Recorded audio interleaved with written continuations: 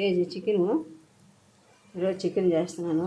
అంటే అట్ట పులుసు కాదు, అట్ట ఫ్రైగా చేయను, లేట్ అయిపోయింది. ఒక 3 ఎర్రగడ్డలు అంటే ఒక 100 గ్రాముల ఎర్రగడ్డలు వేసాను. అవి ఆ సైజు గడ్డలు. కేజీ చికెన్ కడిగి పెట్టాను. అంటే ఈరోజు కొంచెం వెరైటీగా చేస్తున్నా. వెరైటీగా అంటే ఇప్పుడు ఎర్రగడ్డలు వేగాయి కదా, అవి పెద్దగా నేను పచ్చిగానే ఏం చేసేస్తా. అల్లం తెల్లగడ్డ పేస్ట్ వేస్తాను. గడ్డ కట్టిపోయింది. అల్లం తెల్లగడ్డ పేస్ట్ అది కొంచెం వేగనిచ్చి టమాటాలు వేసేస్తా. అంటే 1 స్పూన్ పైన ఉంటుంది అది.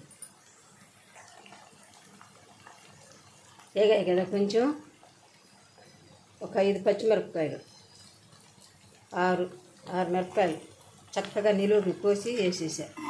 6 పచ్చిమిరపకాయలు. ఇప్పుడు దీనిలోనే టమాటాలు కోసేస్తా. అవి 1 సెకండ్ మగ్గనిస్తా. అవి 100 గ్రాముల పైన ఉన్నాయి టమాటాలు, పెద్ద సైజువి. ఒక 4 టమాటాలు వేసాను. ఈ 1 సెకండు సాల్ట్ చల్లేసి మగ్గనిస్తా.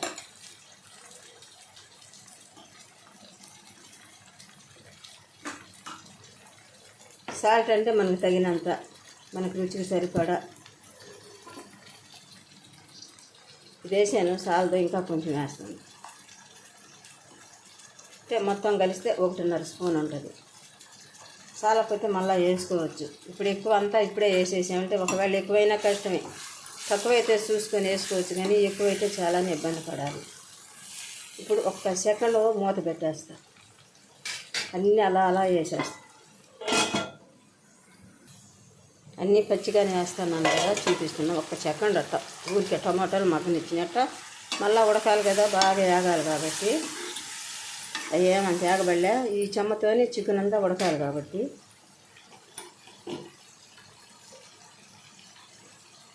అవి పొడుక్కి చీల్చాం కాబట్టి అంత పెద్దగా కారం ఉండదు.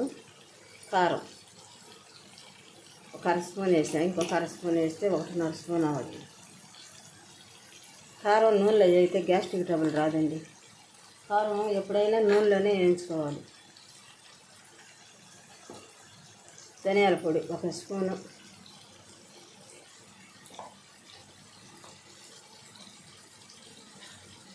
చికెన్ మసాలా పొడి చిటికెడంతా,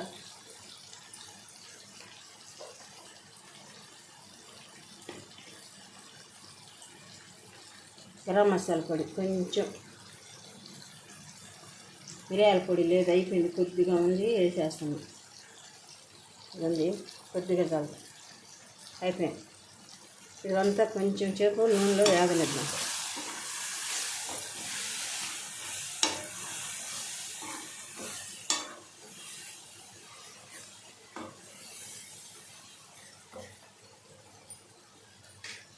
అంతా బాగా వేగుతుంది కదా, నూనె చూడండి ఎలా పైకి వచ్చేస్తుందో. ఇప్పుడు మనము చికెన్ వేసేసుకుందాం.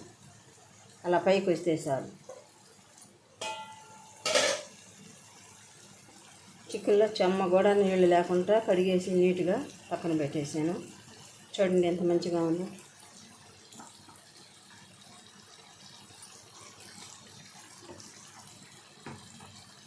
పసుపు వేయలేదు, పసుపు వేస్తాను, మర్చిపోయాను. పైన వేసుకోవచ్చు, పసుపు ఏం పెద్ద ఇది కాదు, వేస్తాను.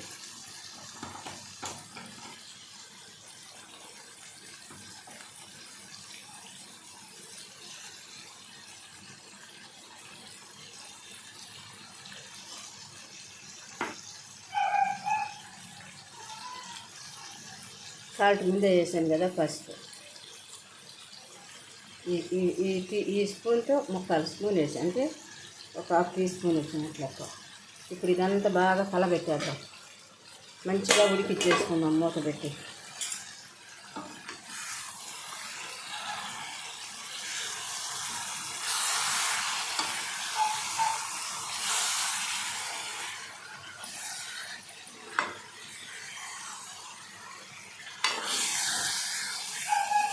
ఇలాగంతా ముద్దగా ఉడికిపోయిందంటే చాలా బాగుంటుంది, తినడానికి టేస్ట్ కూడా బాగుంటుంది.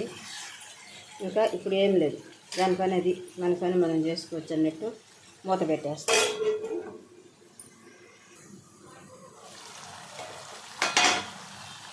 చూసారా మంచిగా ఎలా ఉడికిపోతుందో. దాంట్లో వచ్చిన నీళ్ళు, మనం పోసిన నూనె ఇలా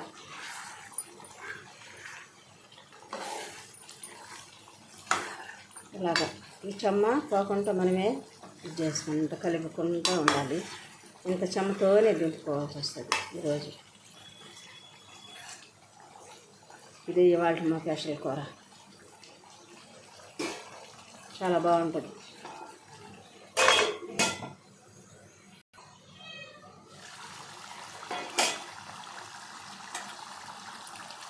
ఇలా చేసుకుంటే భలే ఉంటుందండి కూర. మళ్ళీ ఊరికే అమ్మిడమ్మిడి ఎట్టంటే అట్టా కలిపేస్తే ముక్క ఉడికినప్పుడు మెత్తబడిపోతుంది. ఇంకా కొంచెంసేపు మంట సిమ్లో పెట్టేసి వండేద్దాం. చూడండి గట్టిగా ఎంత బాగా వచ్చేసిందో. కొత్తిమీర తేలేదు, కరివేపాకు కొంచెం వేసేసి మూత పెట్టేస్తాం.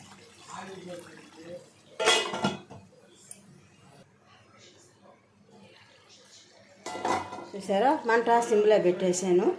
ఎంత బాగుందో మీరు అంటారు చూడు. స్పైసీగా, జ్యూసీగా, తినడానికి చాలా టేస్టీగా. ఇలాగే వేసుకొని అన్నంలో కలుపుకొని ఇలాగే తినేస్తే ఎంతో బాగుంటుంది. చూడండి, అన్నీ పచ్చిగా వేసాను కదా, చాలా బాగుంది. కారం కొంచెం తెల్లగానే ఉంటుంది, ఎర్రగా లేదు. కాశ్మీరా కారం తెచ్చాను కానీ అది ఎందుకో ఏ బుద్ధి కాదు, నాకు నచ్చట్లే. పచ్చిమిరపకాయలు ఇలా ఎత్తుకొని తినచ్చు. నూనె అంతా పక్కకు వచ్చేసింది. నీళ్లు పోయకుండా చేసి వండుకున్న కూర ఎంత బాగుందో చూడండి. ఎర్రగడ్డలు ఎర్రగా యాంచలేదు కదా, పచ్చిగా వేయించాను. నేను పోసిన నూనె కూడా అది పైకి వచ్చేసింది. అన్నంలో కలుపుకోవడానికి సూపర్గా ఉంటుంది.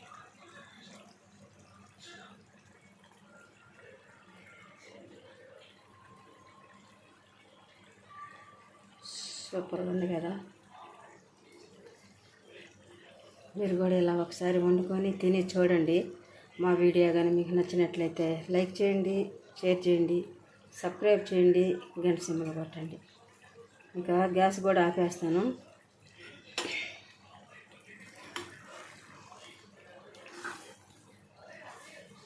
అంటే నూనె అలా సైడ్కి పక్కకు వచ్చేసిందంటే ఇంకా కూర ఉడికిపోయినందని లెక్క.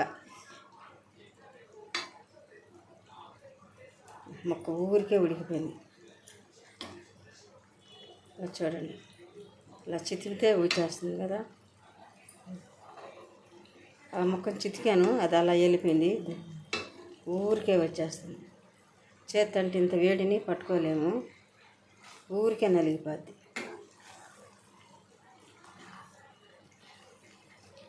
దీంట్లో ఉప్పు కారం అన్నీ కూడా చూశాను, చాలానే బాగుంది. ఇంక ఏం వేయాల్సిన అవసరం లేదు, గ్యాస్ ఆపేస్తాను.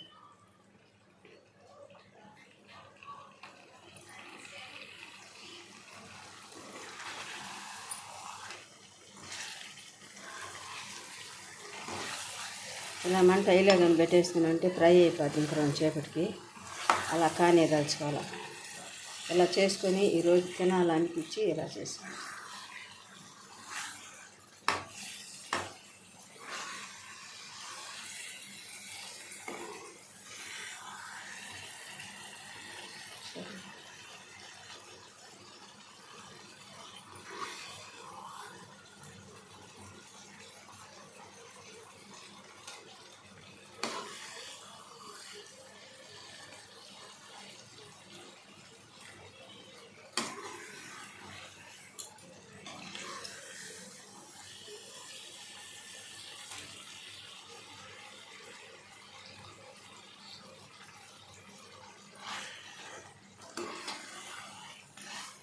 చాలండి, అంటే ఉడకబెళ్ళ గ్యాస్ ఆపేస్తాను.